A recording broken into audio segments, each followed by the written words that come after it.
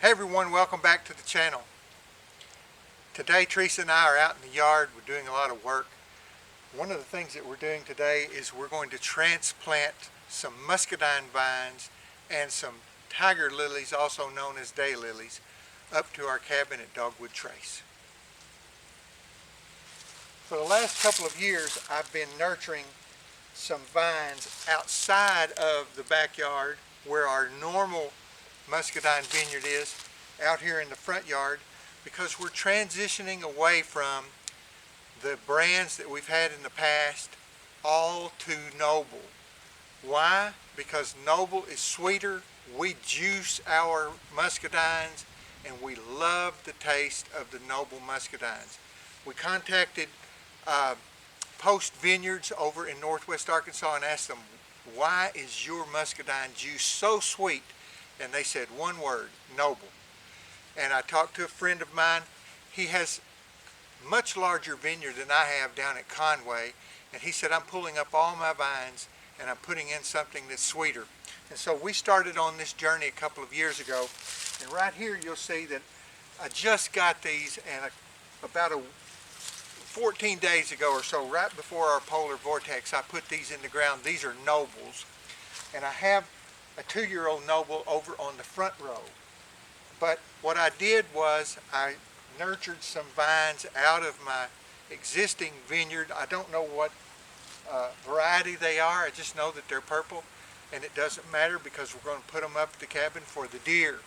And so I'll be transplanting these, putting them in buckets, taking them up tomorrow and putting them out. At the same time, we're going to take 4 raspberry plants and we're going to put those out. They're dormas. I believe they're ever-bearing. We got those from Ison's. They've been in the greenhouse waiting on this polar vortex to go away, and it has, thank God. And we're going to put some daylilies out along the fence at the front. So I think you'll enjoy seeing this.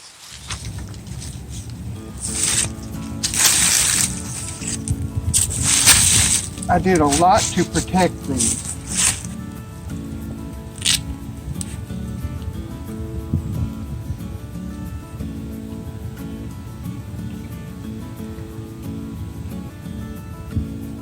I'll be honest, we never really intended to move these. These were our backup plan in case the other ones died. Since they did not, and these have done so well, really looking forward to transplanting them up there. As you can see, there's some good hardy vines.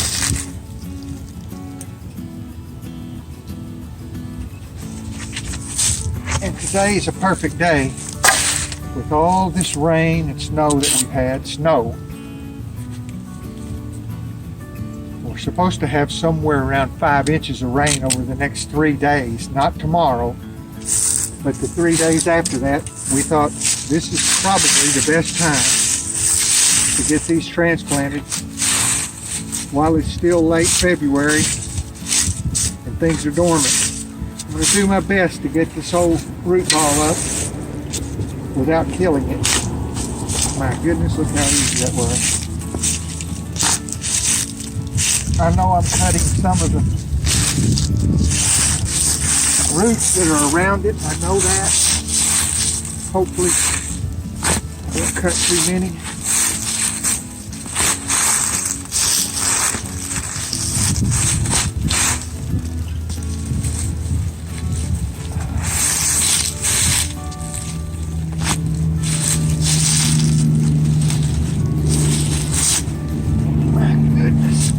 It's heavy.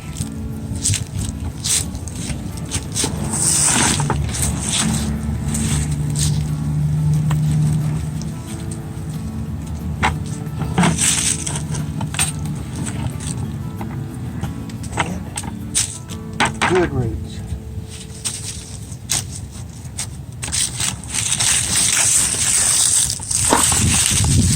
As you can see, it's quite well rooted. That should be a great transplant.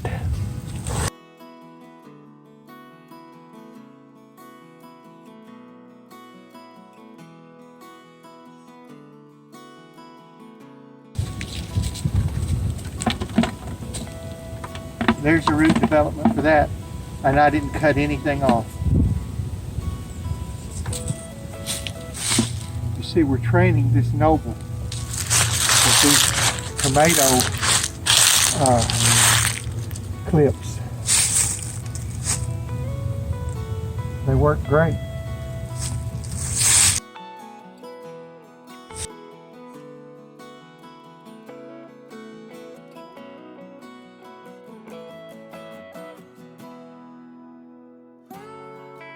All of those roots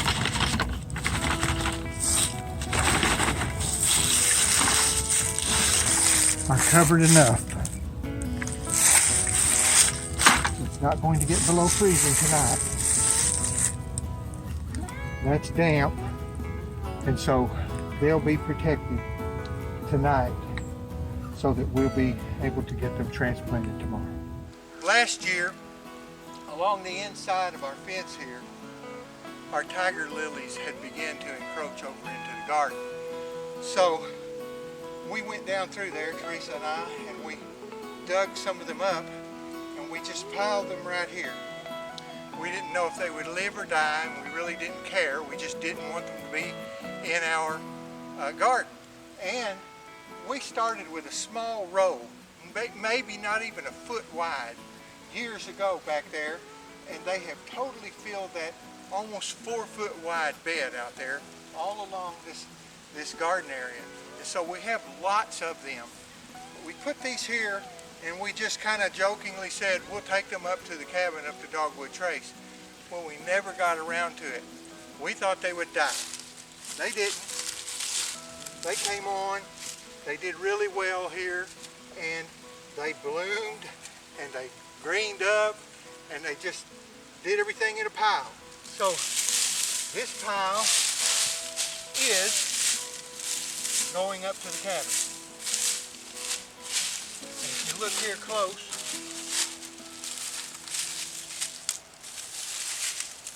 here they are coming out.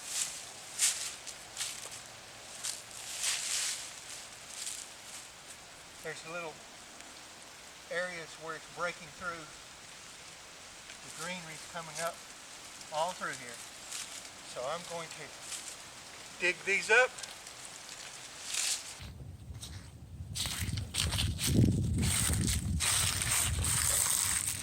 They're breaking through right here all over the place. And so they have survived despite the fact that we put them in here and just basically dumped them. And so what I'm going to do is I'm going to harvest them out of here, and I'm going to take them up to the cabin. They are a rhizome plant, and so what's important is that that root survives. And look, there's those roots,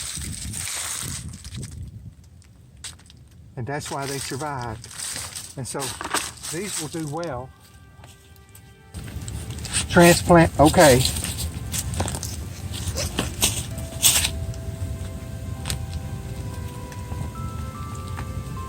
Goodness. Look here, you can see the roots.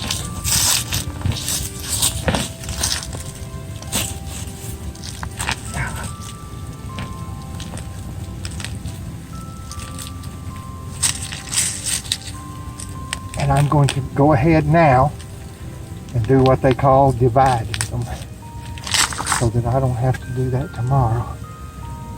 Maybe not. These are really intertwined.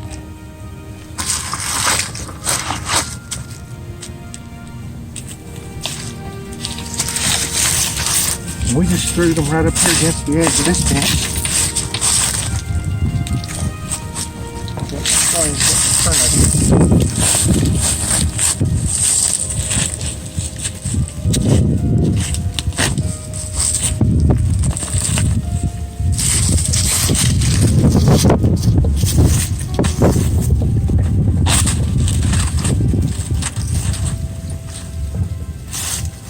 That bucket will be big enough container or not. Oh my goodness. Look at that root ball.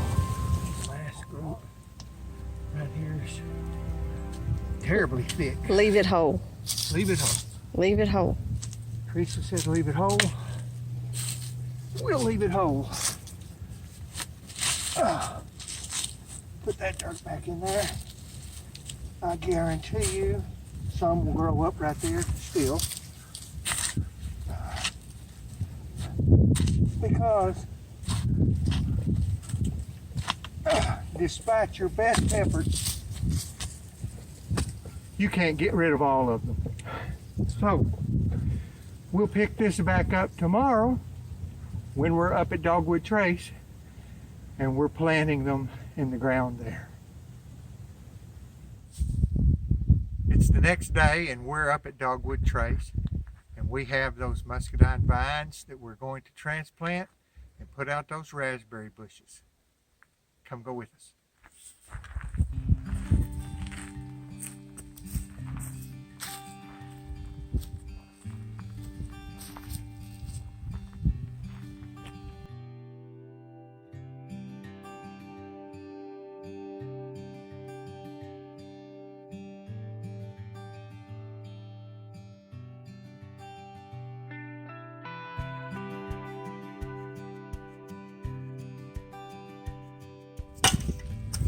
Okay, let me show you this hole. Notice it's not round. It's deep in the middle, and then it goes out on either side. And that's because the roots of a muscadine follow the greenery, the vine. And what I'll do is I'll train it to go this way along this right of way here, and I'll train it to go north and south here, and so will the roots, and I'm making room for the roots to be able to grow. So that's why you do that.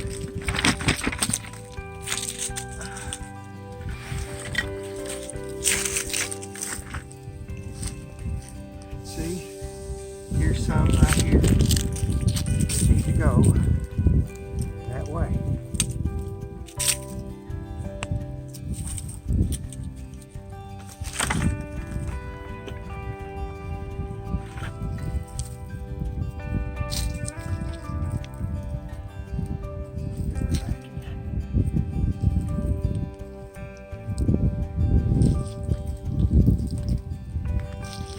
Muscadine roots are shallow. They're not extremely deep. So that's why this hole is not very deep.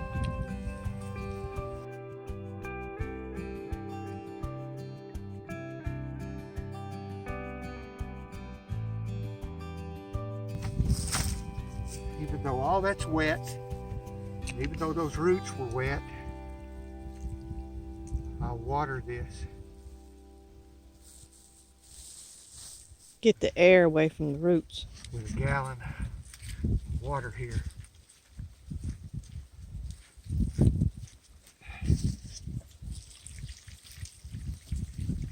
So that it has a chance.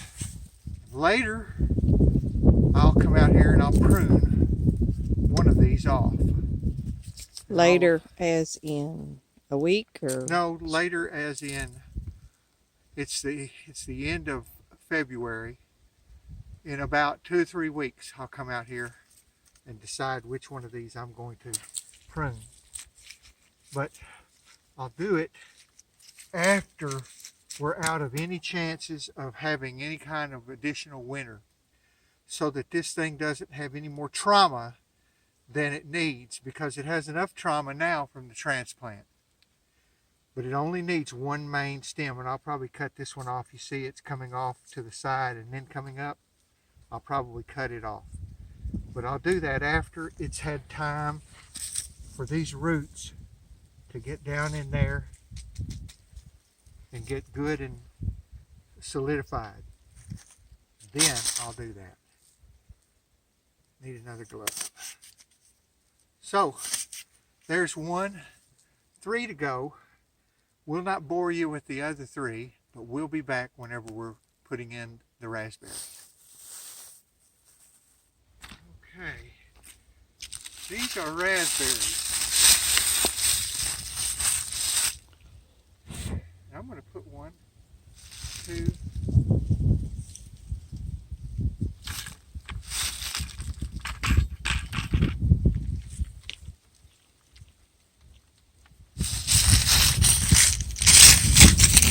Dorma Red Everbearing.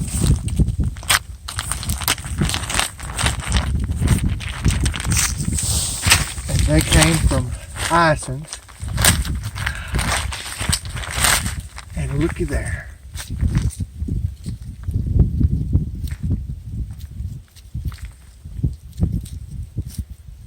Now, if you remember my video a couple of weeks ago that I did on tree tags, tree and plant tags,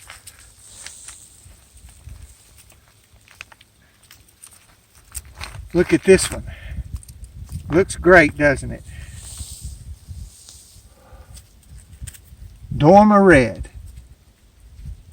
That won't last a year, maybe a year out in this sun. The tag. The tag. And then it will die. Well, look, they sent us 5 instead of 4. Wasn't that nice of them? So what we'll do is we'll make sure that we have this one tagged.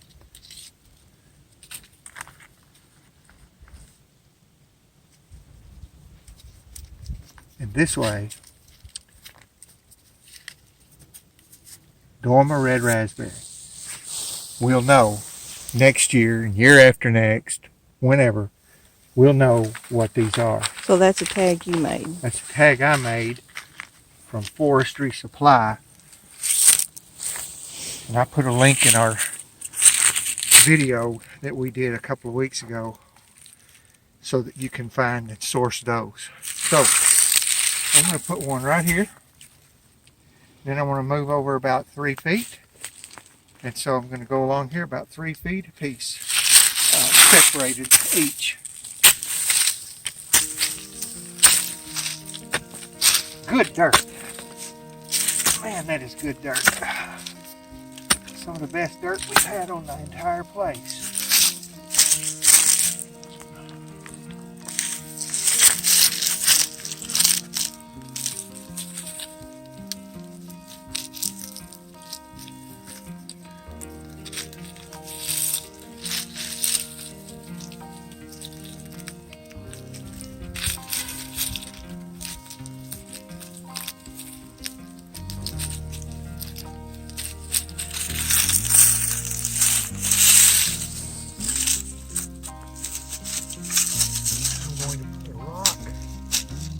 Each side of it.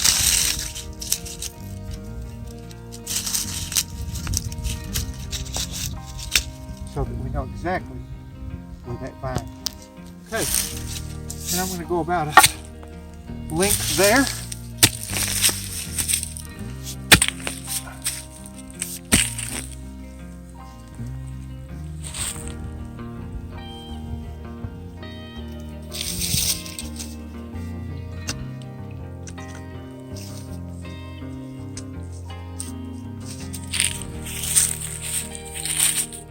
Watering them in.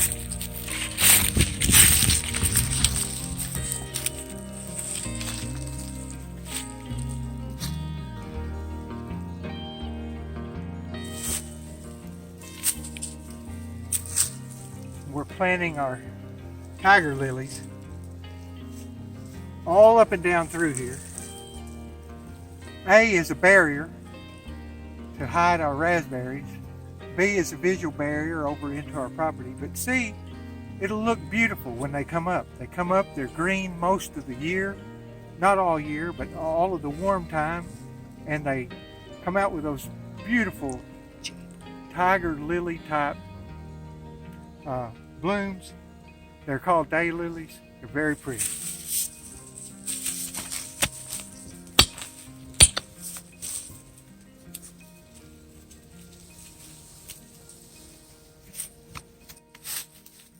They're also very invasive. And they're edible. It's our understanding the Asian markets really love the blooms right before they open. They batter and deep fry them. We have not tried that. Maybe this year we can. But it's my understanding you can also eat the roots. And once they get started, Neil will link or put a picture in showing you ours that started back in like 94, 1 foot row, 50 feet long, and it's still 50 foot long because I've curved the length, but it has grown to a 4 foot deep bed. Width. All right. They're hardy. And water these. And they're a very old variety. We saw them on the side of the road where the road was about to be scraped off, and they were going to put in a drain, and we knew that they would ruin them and destroy them. So we stopped and we dug up a few, just a few. And we have thousands of them now probably. And as Teresa said, you can't get rid of them. So now, if you'll look down through there, all down through this fence, we have tiger lilies. We have a few jonquils in the back that are struggling to come on. And then on the other side of the fence, we have the raspberries we just planted. Raspberries. Right here, 5 different vines. And so we'll see how that works. So we hope you enjoyed coming along with us today. We put out our 4 different vines of our purple muscadines, our 5 raspberries, and this entire row of tiger lilies. So we'll come back and give you a video update at some point in the future and let you see how they come along and how they fare. Thanks a million. God bless you and have a great day.